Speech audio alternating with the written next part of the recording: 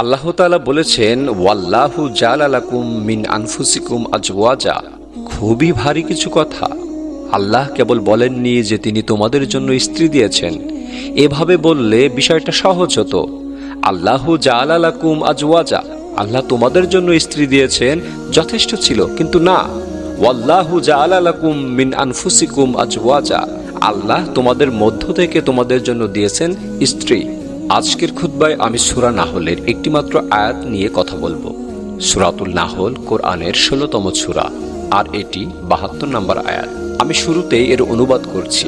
আর আল্লাহ তোমাদের জন্য তোমাদের থেকে জোড়া সৃষ্টি করেছেন এবং তোমাদের যুগল হতে তোমাদের জন্য সন্তান সৃষ্টি করেছেন এবং তারা তোমাদের জন্য সেবায় নিয়োজিত। সকল উত্তম ও পবিত্র উৎস থেকে তিনি রিজিকের ব্যবস্থা করেছেন।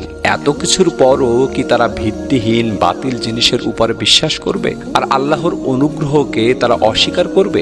এই আয়াতটি হলো আল্লাহর পক্ষ থেকে গভীর একটি অর্থপূর্ণ বার্তা। আমি আশা করছি যে কয়েক মিনিট আমি আপনাদের সাথে ব্যয় করব, এই সময় অন্তত আমরা আয়াতের কিছু অংশ নিয়ে আলোচনা করতে পারব। নিশ্চিতভাবে সবকিছু না।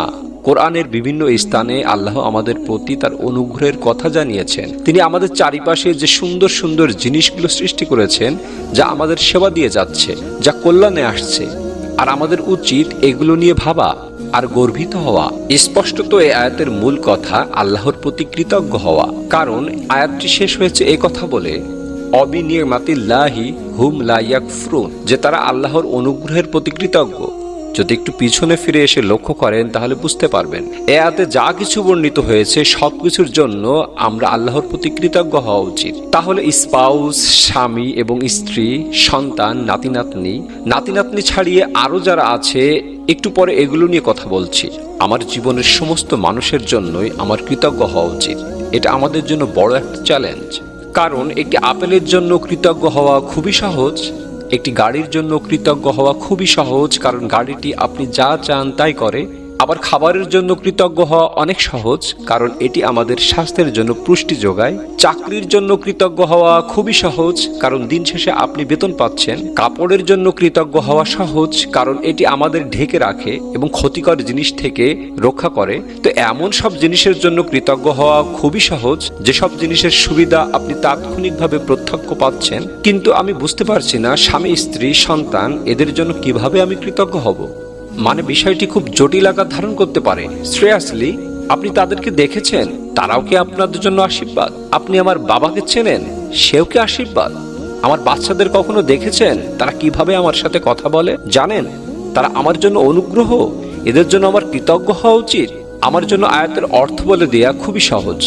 এই যে আল্লাহ চান আমরা যেন কৃতজ্ঞ হই আমাদের স্বামী বা স্ত্রীর জন্য, সন্তানদের জন্য, নাতিদের জন্য।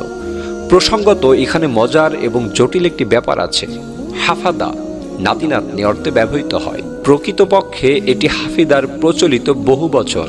হাফিদ মানে নাতি এবং বহুবচন আহফাদ এবং ফাদা অর্থ নাতিরা। আর হাফাদা সম্পর্কে আর তাবারি সহ অনেকে বলেন, যারা আপনার জন্য কোনো কাজে এসেছে, যাদের সাহায্য পেয়েছেন আপনার বৈবাহিক আত্মীয়তার কারণে, তারাও আপনার জন্য অনুগ্রহ, তাদের জন্য কৃতজ্ঞ হওয়া উচিত।